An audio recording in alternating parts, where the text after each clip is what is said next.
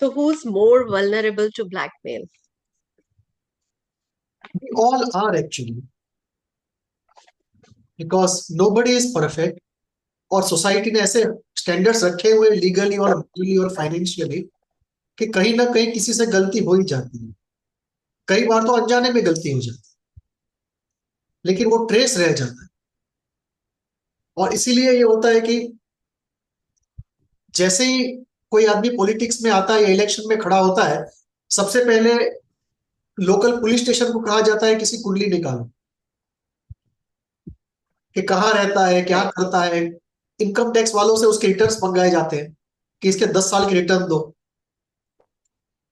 पता करो कि कुछ है कि नहीं। अब कहीं ना कहीं कुछ तो निकलेगा ही निकलेगा। सो इन दैट सेंस, जो कहते हैं शाम दाम भेद दंड, तो भेद जो उसका तीसरा कंपोनेंट है वो तो universal. So except for 10% of people जिनका इतना क्लियर लाइफ है कि आप कुछ भी कहीं से भी नहीं निकाल सकते, 90% लोगों में तो कुछ ना कुछ तो निकल ही सकता है अगर आप निकालना चाहो तो। और बाकी 10 के लिए आप खुद मैन्युफैक्चर कर सकते हो झूठ। Hmm. तो उस तरह से अगर देखा जाए तो 100% of humanity is vulnerable. Yes. It's a tool you can use against anybody. अब इसमें प्रॉब्लम कहाँ आता है कि दो चीजें इसमें बहुत इंपॉर्टेंट है। एक, कि जहां पे चीजें मैन्युफैक्चर हो रही, बिकॉज उसने पूरा एक नया डायमेंशन दे दिया है कि अब गलती करने की जरूरत ही नहीं है, आप दिखा सकते हो गलती की। Hmm. Manufacturing something bye trapping somebody, this one. Second important इसमें जो पार्ट है वो है moral environment, politically correct environment और ब्लैकमेल। और ये बहुत ही इंटरेस्टिंग एरिया है जानने के लिए। जैसे ब्लैकमेलिंग तो रोमांटिक सेक्सुअल ग्राउंड पे पहले से ही है, फाइनेंशियल Mm-hmm. ग्राउंड पे पहले से ही है, आइडियोलॉजिकल ग्राउंड पे भी पहले से ही है। लेकिन रिसेंट कुछ डेवलपमेंट्स ने इसका पूरा फ्लेवर चेंज कर दिया। जैसे फॉर एग्जांपल, जो सेक्सुअल हेरेसमेंट का और रेप का जो एक्ट है, उन्होंने बर्डन ऑफ प्रूफ ला के रख दिया है आदमी के ऊपर, कि woman doesn't have to prove कि he is guilty, the man has to prove कि ही इज इनोसेंट। अब जैसे ही आपने ये ड्रैकोनियन कानून लाया, उसका मिसयूज शुरू हो गया। और अब Hmm. तो उसका मिसयूज अपने आप में एक इंडस्ट्री बन गई है। सो इस लॉ ने ये ब्लैकमेलिंग का मार्केट एक्सपांड कर दिया,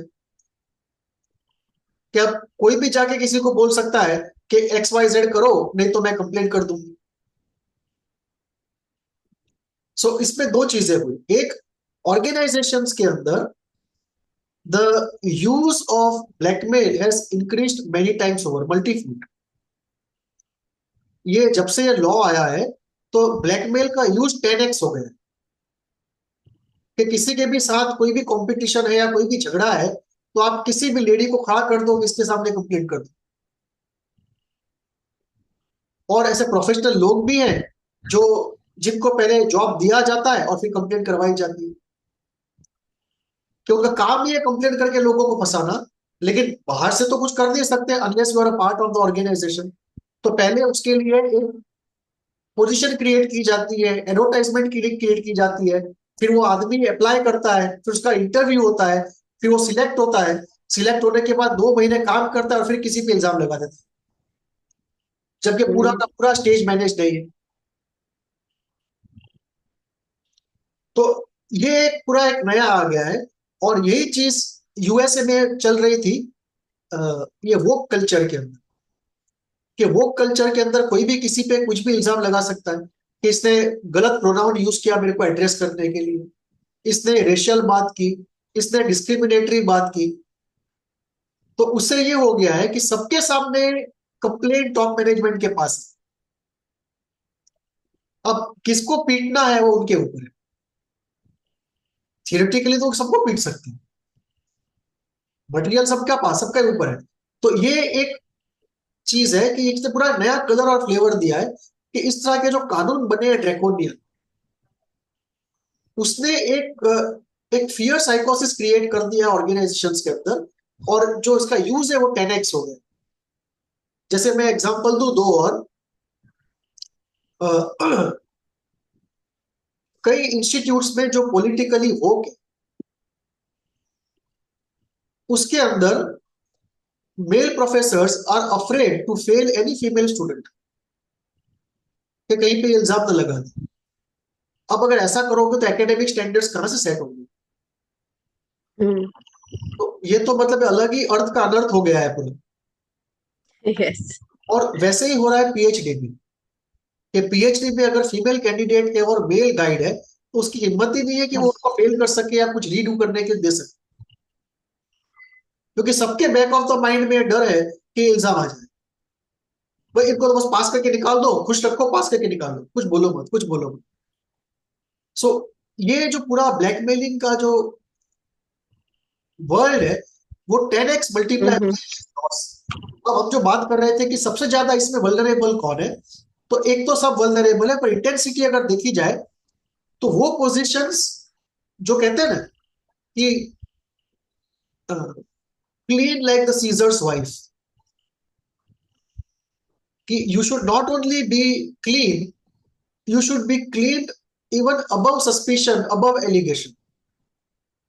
तो इस तरह से जो मॉरली सेंसिटिव पोजीशन होती है, जैसे जज की पोजीशन है, यूनिवर्सिटी के वाइस चांसलर की पोजीशन है, टीचर की पोजीशन है, हॉस्पिटल में डॉक्टर की पोजीशन है, ये सब मॉरली बहुत ही सेंसिटिव पोजीशन। कॉन्स्टिट्यूशनल अथॉरिटी की पोजीशन, सेबी चीफ की पोजीशन, बड़े सिक्योरिटी ऑफिसर्स आर्मी में जो है उनकी position, these are very very sensitive position from moral stand point. तो ये जितनी सेंसिटिव मॉरली होती है उतनी वल्नरेबल हो जाते हैं। या। उनको कोई भी मतलब थोड़ा सा भी आंच लगा के उनको उनकी करियर खराब कर सकता है, because they are living in glass houses. कोई भी एक पत्थर फेंकेगा तो they will be in trouble. So इस तरह की जो पोजीशन है, they are from intensity sensitivity point of view far more fragile, but you can actually hit anybody in today's world with this. जैसे यस। आप यूएसए में देखो, तो हमारी कई आईटी कंपनी के कई लोगों के ऊपर वहां के लोगों ने हेरेसमेंट के, सेक्सुअल हेरेसमेंट के चार्जेस लगा के they took millions of dollars as compensation. So okay. across the industry this is true, but more as I said in morally sensitive positions, जैसे कि कोई एनजीओ का हेड है, वो भी बहुत morally sensitive position, so they are yes. relatively more vulnerable.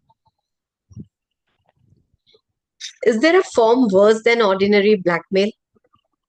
हाँ, कोई स्पेसिफिक तरीके के ब्लैकमेलिंग एक्शंस होते हैं which are worse than ordinary. Ordinary में हम क्या सपोज करते हैं कि एपिसोडिक ब्लैकमेलिंग, Yes. कि किसी के पास मटेरियल आया, उसने बोला 10 लाख रुपया दो, मटेरियल लो जाओ, Mhm. या ये मटेरियल है मेरा, ये काम कर दो, मटेरियल लो और जाओ, वो एपिसोडिक ब्लैकमेलिंग। लेकिन कुछ होते हैं जो क्रॉनिक ब्लैकमेल होते हैं, जो एपिसोडिक नहीं होते, जो बरसों तक चलते।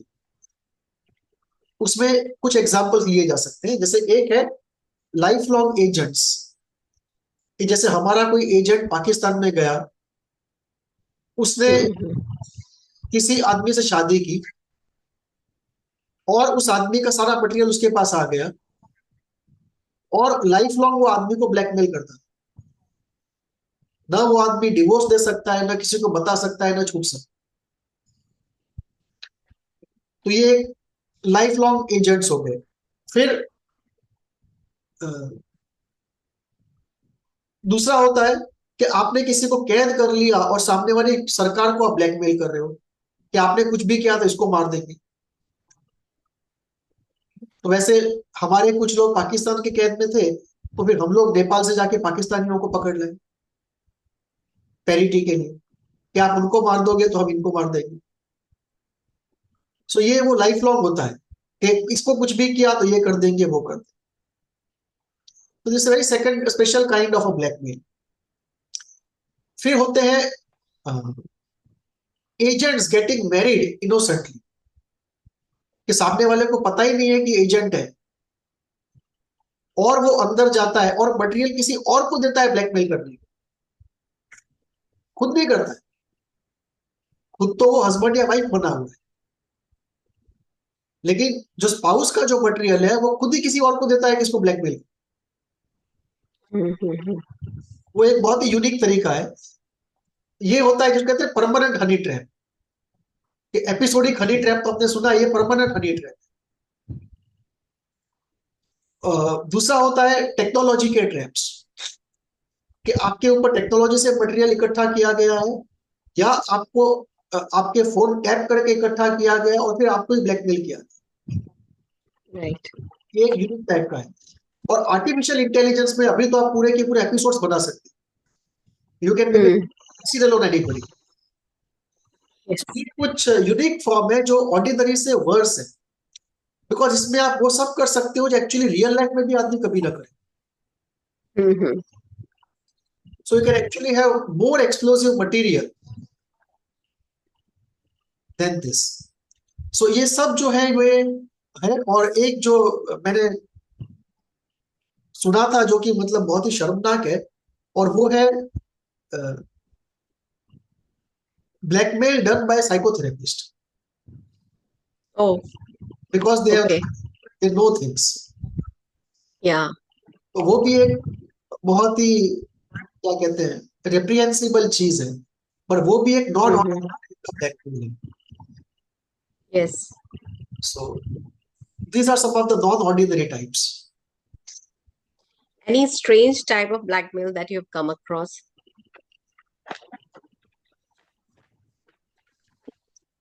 Yeah, some I have read, some people have told me कि जो बहुत ही स्ट्रेंज टाइप की ब्लैकमेल।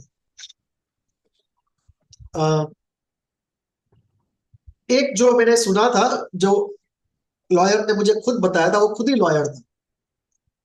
इंटरेस्टिंगली वो खुद क्रिमिनल लॉयर था, और वो जा रहा था यहाँ से बॉम्बे, और उसका कहना है कि उससे बात करने के लिए कोई बैठा और उसने उसको हिप्नोटाइज किया। ओके। और उसके बाद लगभग 6 महीने तक ऐसा रहा कि उसका फोन आता था कि यहाँ पे पैसे लेके आ जाओ, और ये पहुंच जाता। और ये अपने आप को रोक ही नहीं पाता था, उसका बिहेवियर पूरा अलग हो गया था across 24 hours. So everybody in the family notice कि इसका बिहेवियर बहुत अलग हो गया है, but he was not fourth coming.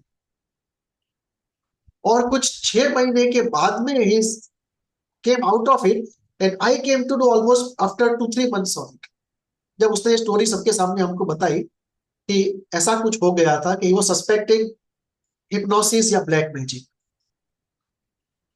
अब उसके पीछे दूसरी कहानी सही में कोई और हो, वो भी हो सकता है। He may be trying to cover up something we don't know. But this is a strange thing I have seen कि जो खुद क्रिमिनल लॉयर है, उसको किसी ने हिप्नोटाइज करके उससे ब्लैकमेलिंग में काफी सारे पैसे लिए। ऑब्वियसली लॉ तो उसको हमसे ज्यादा पता है, और वो चाहे तो जब चाहे तो जस्टिस मांग सकता है, शायद मांगा भी होगा, वी डोंट नो। बट ये यस। यस। यूनिक टाइप का था। दूसरा था जो मैंने सुना था, वो था अपना अहमदाबाद में ही एक जगह है लाल दरवाजा। और लाल दरवाजा के यहाँ पे बाहर की तरफ, अंदर तो मेन बस स्टैंड है, लेकिन बाहर की तरफ एक पार्क है। और पार्क के यहाँ ओके। पे बस स्टैंड है, और वो बस स्टैंड रात को बहुत अकेला सुनसान होता है। तो वहां पे there were a few women and couple of man waiting on the bus stand, and it was staged. जैसे ही बस आई और एक आदमी ऊपर चढ़ने लगा, तो ये सब उसके साथ ज्वाइन हो गए, और वो लेडी ने कंप्लेन की कि he groped me, okay. And it was staged. And then they created a scene, took them to the police station, and the policeman asked for money, and then the man was released, and the whole thing was staged. ओ। कि वो सब जो yes. वो police वाला पूरा एक मतलब एक ड्रामा पार्टी की तरह था, एक यस। Drama party. सो एक सेकंड ये था। तीसरा मैंने सुना था पुलिस इम्प्लांट्स कि पुलिस ने जाके रख दिए मटेरियल किसी के घर, और फिर रिपोर्ट लिखी कि उसके घर से तो ये सब मिला, और उसको ब्लैकमेलिंग किया। चौथा मैंने सुना था ब्लैकमेलिंग प्रोफेशनल्स, कि कुछ प्रोफेशनल्स हैं जिनका काम ही ये है, जैसे ब्लैकमेल करना। इंजीनियर्स है, डॉक्टर्स है, वैसे वो ब्लैकमेलर्स है। ओके। तो वो ढूंढते रहते हैं, तो उनका काम क्या होता है, जैसे चोर ढूंढता है कि किस घर में पैसा ज्यादा है, तो चोर क्या करते हैं कि घूमते रहते हैं सोसाइटी में कि किसके घर में सबसे बड़ी गाड़ी है, पैसा है, वहीं पे चोरी करो। तो वैसे ये ढूंढते रहते हैं कि सक्सेसफुल कौन हुआ, और जो सक्सेसफुल है वो इनके रडार के ऊपर, टारगेट के ऊपर। ये राइट। प्रोफेशनल ब्लैकमेलर्स है। उसके बाद मैंने एक और स्ट्रेन सुनी थी कि जैसे गवर्नमेंट ऑफिसेज में होता है कि वो कॉन्फिडेंशियल रिपोर्ट्स, कि हर साल आपका सुपीरियर आपके बारे में लिखता है कि एक साल में परफॉर्मेंस कैसा रहा, और वो 4-5 साल के जब इकट्ठे हो जाते हैं तो फिर they are considered for promotion, किसको मिलना चाहिए किसको नहीं मिलना चाहिए। सो एनुअल कॉन्फिडेंशियल रिपोर्ट जो होता है वो, उसकी कॉपीज, और फाइल पे जो नोटिंग्स होती है उसकी कॉपीज, कि आपने क्या किसके बारे में लिखा, उसको लेके blackmail.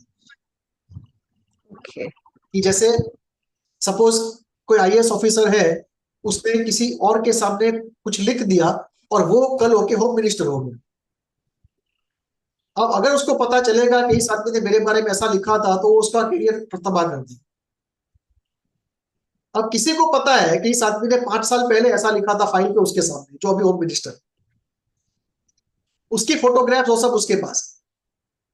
Hmm. So that kind of blackmailing which I have heard. फिर होता है मॉरल टर्पिट्यूड की स्टोरी, मतलब सेक्सुअल हेरेसमेंट। उसमें एक बहुत इंटरेस्टिंग चीज है, जो मैंने पहले भी बात की थी पाकिस्तान आर्मी के बारे में, कि पाकिस्तान आर्मी में एक बहुत ही स्ट्रॉन्ग बाइसेक्सुअल होमोसेक्सुअल सर्किट है, और Musharraf himself was very closely associated with that bisexual circuit, and everybody, the CIA knew about it. तो इसमें जो था कि पाकिस्तान में एक वो बना था नेशनल अकाउंटेबिलिटी ब्यूरो, कि जिसने भी करप्शन किया है उस सब के ऊपर इंक्वायरी की जाए।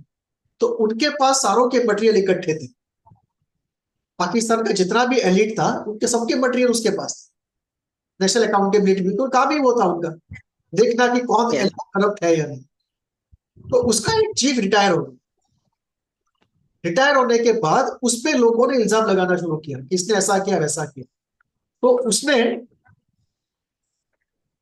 एक इंटरव्यू दिया एक टीवी चैनल वाले को, और उस इंटरव्यू में उसने कहा कि आपके इंटरव्यू के माध्यम से मैं सबको कहना चाहता हूं कि जो गलती मैंने की है उसकी सजा पाने को मैं तैयार हूं, लेकिन मेरे फैमिली को मत घसीटो इसके अंदर, क्योंकि मैं जब चीफ था तो मेरे पास सबके कागज आते थे, मैंने सबकी जेरोक्स अपने पास रखी है। हाँ हाँ। तो तो इंटरव्यूअर ने पूछा ये किसके बारे में आप कह रहे हो, तो बोले वो बताने की जरूरत नहीं है, जो सुन रहे हैं उनको अच्छी तरह से पता है किसके बारे में, ओके। कि जिनके बारे में सही है। आपको अच्छे से पता है कि उनके बारे में ही कह रहे हो। तो उन्होंने ओपनली कहने के बाद it was like an open blackmailing threat to hundreds of people at once, and actually it worked. उसके बाद nobody dared to challenge him any further.